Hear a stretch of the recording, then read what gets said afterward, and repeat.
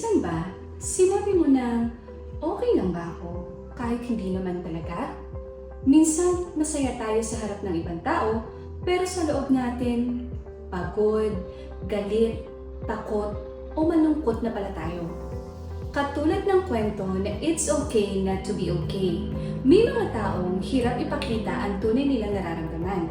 May ilan na tinatawanan lang ang problema, at may ilan namang nananahimik kahit gusto nang sumigaw. Pero alam mo ba, hindi masamang makaramdam ng lungkot. Hindi nakakahiya ang mapagod, at lalong hindi kahinaan ang umamin na hindi ka okay. Dahil ang bawat emosyon ay may mensaheng gustong iparating sa atin. Sa araling ito, pag-uusapan natin kung bakit mahalagang magkaroon ng kamalayan sa ating mga emosyon. Dahil sa pag-unawa sa ating nararamdaman, nagsisimula ang mas malalim na pag-unawa sa ating sarili at ating kapwa. Ako si Ma'am Angelica, ang inyong guro. Ngayon ay tatalakayin natin ang isang napakahalagang aralin na may kinalaman sa ating sarili, ang kamalayan sa mga emosyong nararamdaman. Sa madaling salita, ito ay ang pagkilala at pag-unawa sa sariling damdamin at kung paano natin ito ginagamit sa paggawa ng mabuting pasya sa ating buhay. Handa ka na ba? Tara na at alamin, tanghin at isabuhay ang kahulugan ng kamalayan sa mga emosyong nararamdaman. Ang kamalayan sa sarili o self-awareness ay ang kakayahang makilala at maunawaan ang sariling emosyon, lakas, kahinaan, paniniwala at interes. Ayon kay Scott Jeffrey, kabilang din dito ang kakayahang maunawaan ang sariling kilos habang ginagawa ito at ang mga dahilan sa likod nito. Mula naman kay Anthony Stevens, ang kamalayan ay daan upang mapansin at mabigyang kahulugan ang mga pangyayari sa paligid habang ito ay nagaganap. Sa makatuwid, ang pagkakaroon ng kamalayan sa sarili o self-awareness ay tumutulong sa tao na maging mas maingat sa kanyang mga desisyon at kilos at mas malinaw na maunawaan kung ano ang tama o mali sa kanyang mga karanasan. Ngayon, paano ba natin mapapalalim ang pagkilala sa ating sarili? Narito ang mga gawaing nakatutulong upang mapaunlad ang kamalayan sa sarili o self-awareness. Una, personality test. Ito ay isang uri ng pagsusulit o gawain na tumutulong upang makilala ang iyong ugali, paraan ng pag-iisip, at kung paano ka kumilos o nakikitungo sa iba. Ang halimbawa nito ay Myers-Briggs Type Indicator or MBTI. Pangalawa, Values in Action Test. Isang uri ng personality test na tumutulong sa iyo na makilala kung ano ang pinakamagagandang ugali o katangian mo bilang tao, tulad ng kabaitan or kindness, katapatan o honesty, at marami pang iba. Pangatlo, pagpapasya sa sarili. Ang pagpapasya sa sarili ay nagsisimula sa pagkilala sa sarili, pag-unawa kung paano ka kumilos at nakikita ng iba, at paggamit ng kaalamang ito upang gumawa ng mabuting desisyon para sa iyong pag-unlad. Pang-apat, personal na halaga. Ito ay ang mga bagay na pinaniniwalaan mong tama at mahalaga na siyang magiging batayan mo kung paano ka mamumuhay at magdedesisyon. Halimbawa, hindi ka nangungopya dahil mahalaga sa iyo ang katapatan. Panglima, personal na pangitain. Ito ay ang mga pangarap mo sa buhay o kung ano ang gusto mong maging sa hinaharap. Halimbawa, gusto mong maging guro, doktor, o isang mabuting magulang. Pang-anim, journaling o pagsusulat. Ang journaling ay isang gawain kung saan isinusulat ng isang tao ang kanyang mga damdamin, iniisip at karanasan upang mas maunawaan ang sarili at mailabas ang emosyon. Isang halimbawa nito ay diary. Pang-pito, personal na kwento.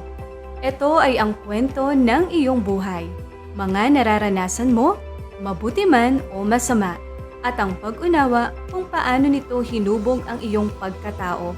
Halimbawa, kwento tungkol sa iyong pagkabata. Pang-walo, shadow work. Ito ay isang proseso ng pagkilala o pagtanggap sa hindi nakikitang bahagi ng iyong sarili upang mas maging buo at mas mabuti kang tao. Halimbawa, may mga takot o galit ka na hindi mo masabi o maintindihan. Pangsiyam, inner dialogue. Ito ang mga boses sa loob ng ulo mo na nag-iisip, nagtatanong o nagbibigay ng opinyon tungkol sa iyong sarili at sa mga nangyayari. Halimbawa, bakit ako malungkot? O ano ang dapat kong gawin? Pang-10, obserbahan ang iba. Ito ang maingat na pagmamasid sa kilos o ugali ng ibang tao upang matuto at mas maunawaan sila. Nakakaapekto sa atin ang mga taong nakakasama natin, kaya kung mabuti ang ugali ng kaibigan mo, maaari mo rin itong matutuhan o tularan. Habang mas nakikilala ang ating sarili at ang iba, mas nauunawaan natin na ang damdamin ay may malaking epekto sa ating pag-iisip at kilos. Sa likod ng ating mga desisyon, naroon ang emosyon o damdamin na gumagabay sa atin. Madalas, ito ang dahilan kung bakit tayo kumikilos sa isang partikular na paraan. Kaya mahalagang pag-usapan at maunawaan ang ating mga emosyon.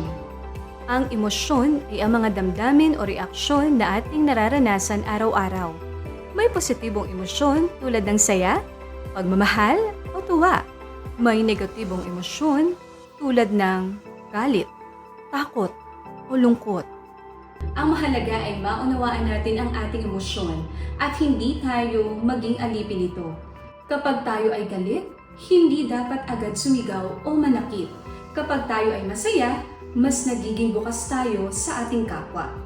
Dahil dito, mahalaga ang maingat na paghusga o prudence. Ito ay ang pag-iisip muna bago kumilos, lalo na kapag malakas ang emosyon upang maiwasan ang padalos-dalos na desisyon at mapili ang tamang gawain.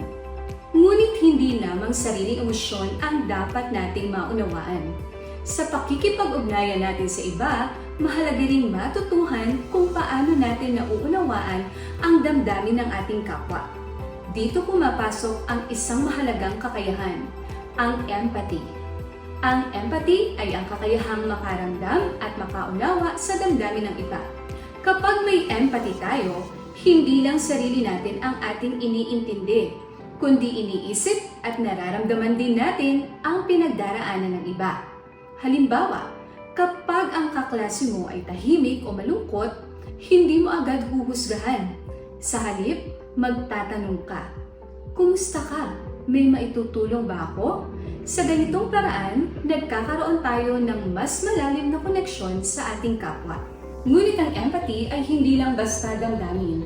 Bahagi ito ng mas malawak na kakayahang tinatawag na emotional intelligence. Ang emotional intelligence or EI ay kakayahang kilalanin, pamahalaan, at gamitin ang sariling emosyon habang nakikibagay at nakikitungo ng maayos sa damdamin ng iba. Sa madaling salita, ang taong may emotional intelligence ay marunong sa sarili at maayos na nakikitungo sa kapwa. Hindi padalos-dalos, marunong makinig at may malasakit. Ayon sa Ohio 4-H Youth Development, may 4 na domain ang emotional intelligence. Una, kamalayan sa sarili. Ito ay ang pag-unawa sa sariling damdamin, iniisip at ugali. Halimbawa, alam mo kung bakit ka nagagalit o nalulungkot, kaya mas nakokontrol mo ang iyong sarili. Pangalawa, pamamahala sa sarili. Ito ay ang kakayahang kontrolin ang emosyon, oras at kilos.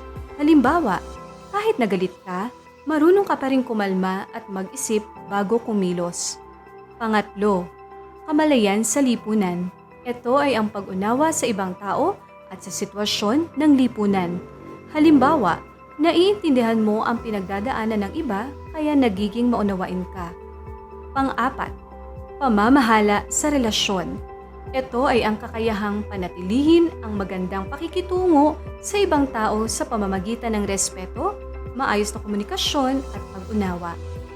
Ang panghinan ng ating emosyon at pakikipag-ugnayan sa iba ay hindi lamang para sa sarili nating pag-unlad, kundi para rin sa pagbuo ng mas maayos, mapayapa at may malasakit na pakikipagkapwa. Bilang kabataan, importante na kilalanin mo ang iyong sarili. Tanungin mo sarili mo, ano ang nararamdaman ko ngayon? Bakit ko ito nararamdaman? At paano ko ito may papahayag sa paraang hindi makakasakit ng iba? Ang taong may kamalayan sa sarili ay hindi madaling madala sa emosyon. Natututo siyang magdesisyon ng maingat, makitungo sa iba ng may malasakit, at mapagpatawad. Ngayon, alam mo na ang kahalagahan ng pagkilala sa sarili at ng iyong emosyon. Gamitin ito bilang hakbang sa iyong pagunlad bilang isang mabuting tao. Maging matalino, mapagkumbaba at mapanuri sa iyong nararamdaman. Dahil kapag kilala mo ang sarili mo, mas kaya mong magpasya para sa iyong ikabubuti at ng iyong kapwa. Bawat damdamin ay mahalaga. Kilalanin, pahalagahan, gamitin ng tama.